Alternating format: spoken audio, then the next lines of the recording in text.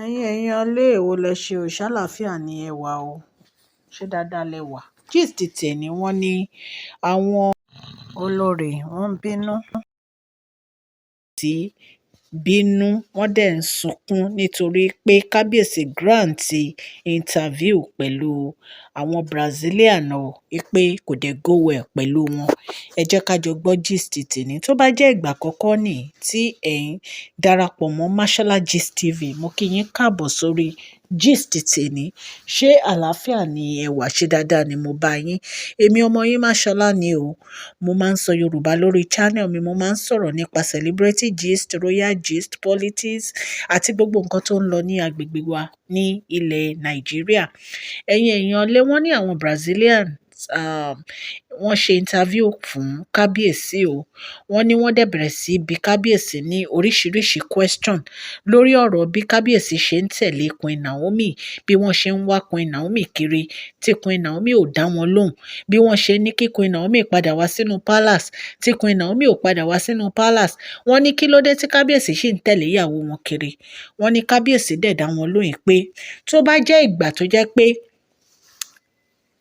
àwọn máa tẹ̀lé ìyàwó àwọn kiri náà ni. Even gan kó jẹ́ pé gbogbo àwọn ìyàwó tó wà nínú palace yìí gbogbo wọn lọ tán nítorí pé àwọn ń tẹ̀lé ìyàwó àwọn kiri, àwọn ò care o.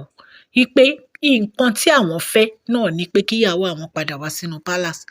Wọ́n ní ìgbà tí àwọn ìyàwó wọn gbọ́ àwọn olórí, wọ́n ní wọ́n bẹ̀rẹ̀ sí sunkún ni o.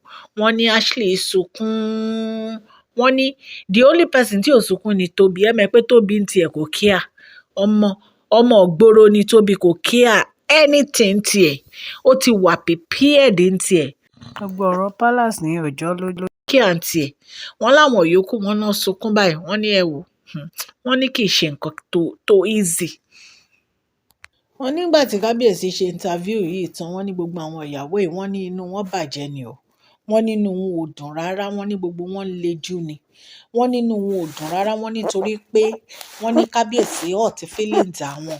Wípé kábíyèsí ní tí gbogbo àwọn bá kúrò nínú palace àwọn ò care. Wípé tí ìyàwó àwọn bá ṣàtì máa padà wá sínú palace.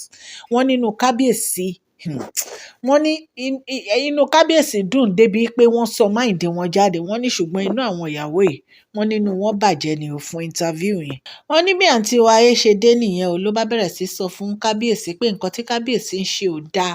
Wípé kábíyèsí embarrass àwọn. Wípé kábíyèsí ń disgrace àwọn. Wípé kábíyèsí ń put shame sí orí àwọn. Wípé kí ló dé, kí làwọn ṣe táwọn fi deserve gbogbo nǹkan tí kábíyèsí ń ṣe fáwọn yìí. Ó ní ṣebí kábíyèsí ló sọ fún àwọn wípé òun máa fún àwọn ní ìfẹ́, òun dẹ̀ máa jẹ́ kí gbogbo wọn kan appreciate, òun dẹ̀ máa appreciate gbogbo wọn. Wípé kí wá ló dé tó yẹ pé kábíyèsí ò fún àwọn ní nǹkan tí kábíyèsí sọ pé àwọn máa fún àwọn. Wípé kí ló dé tó yẹ pé kábíyèsí máa ń torment àwọn láti máa disgrace àwọn all the time ni.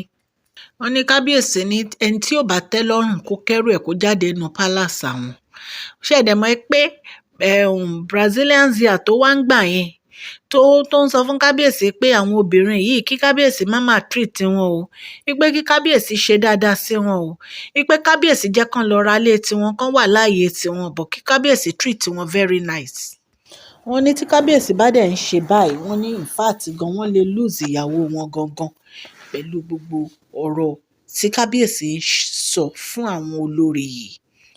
Wọ́n ní Mariam náà sunkún wípé embarrassment yẹn ti pọ̀ jù, pé àwọn ọ̀rẹ́ páwọn lè take ẹ̀ bọ́.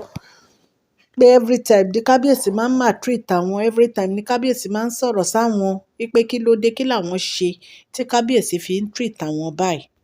Wọ́n ní kò sí bí kábíyèsí ṣe treat wọn. Wọ́n ní wọn ò ní kúrò nínú palace. Ní ìsìn tá ti gbọ́ pé Ashley ti ra ilé, bóyá Ashley á move. Ní ìsìn tá ti gbọ́ wípé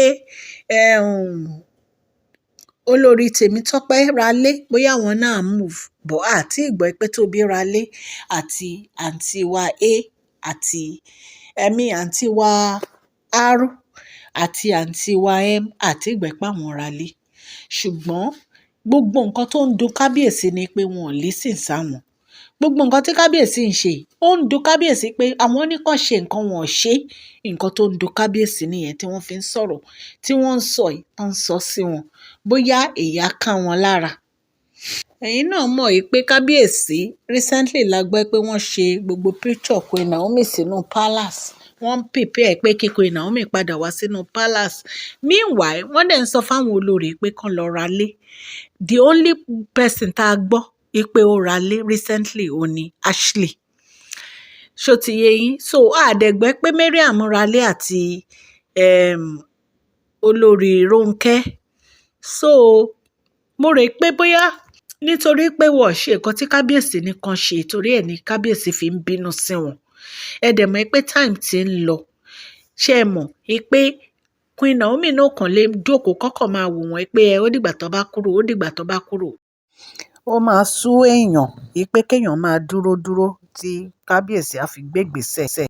Kábíyèsí náà ń gbé ìgbésẹ̀ yẹn pé kí wọ́n ṣe kíákíá láti lè mú ìyàwó wọn àti ọmọ wọn padà wá sí inú palace.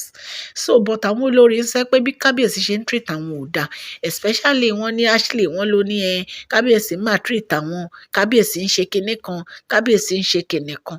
Anyway, èmi ò rí i pé bóyá kábíyèsí máa treat wọn, ṣùgbọ́n nǹkan tẹ́mi kàn rí ni pé nǹkan tí kábíyèsí nìkan ṣe tí wọ́n ṣe òun ló ń bí kábíyèsí nú. Bóyá tẹ́yin náà bá gbégbèsè tẹ́ bá ṣe nǹkan tí kábíyèsí ní kẹ́ ẹ ṣe, bóyá ẹ̀yin àti kábíyèsí ẹ máa wà nínú lórí péèjì kọ́dọ̀. Ẹ wo lórí Tèmítọ́pẹ́ náà àti Dr. Elizabeth wọn ò ní problem pẹ̀lú kábíyèsí náà because wọ́n dún só orí ààyè wọn, wọn ò dẹ̀ kọjá ààyè wọn, wọ́n dẹ̀ ń ṣe nǹkan tí kábíyèsí nìkan ṣe. So mi ò ever rí i pé wọ́n ní problem pẹ̀lú kábíyèsí rí. They are in a good time. So bóyá tẹ́yin náà bá gbégbèsè tó yẹ tí kábíyèsí ní kẹ́ ẹ gbé, bóyá ẹ ní problem pẹ̀lú kábíyèsí. So ẹ̀yin ará ilé gist tá a gbọ́ nì ta ní ká mú wá fún yín o. Wọ́n ní gbogbo wọn ń sunkún ni o, especially àwọn olórí pé wọ́n frown pé inú wọn ò dùn nítorí interview. Ẹ rántí interview kan tí kábíyèsí grant gbà kan tó ń praise wọn. Ní ìsìn kò sí ọ̀rọ̀ praising mọ́. Wọ́n ní àwọn fẹ́ gba ìyàwó àwọn padà wá sínú palace tí gbogbo wọn bá kúrò gan, àwọn ò ní mind pé kíyàwó àwọn ṣàti padà wá sínú palace. So ẹ̀yin èèyàn ilé kò jẹ́ bó ṣe jẹ́. Etí tẹ fi ń gbọ́ mi ò ní di ọwọ́ tẹ fi ń tẹ subscribe like ọwọ́ yẹn ò ní kan ìsàlẹ̀ àpò. Òkè lọ́lá yín á máa lọ. Please share this video, like and subscribe. God bless you. Thank you so much.